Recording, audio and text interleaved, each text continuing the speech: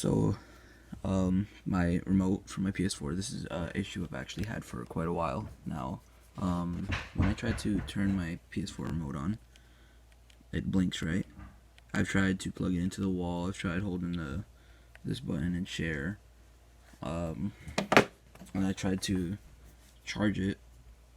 Unfortunately nothing worked actually. Unfortunately, give me a minute. So when I plug it in, it says it's charging. Let me fix that. It usually, hold on, it's hard to do.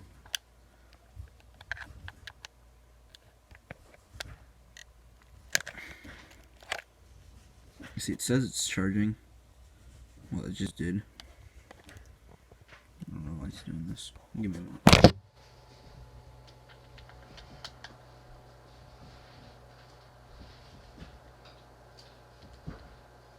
There you go.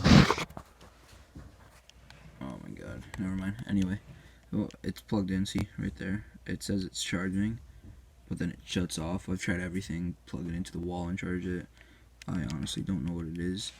And there was actually an error that came up on my screen. I tried to shut it off, but I guess nothing happened.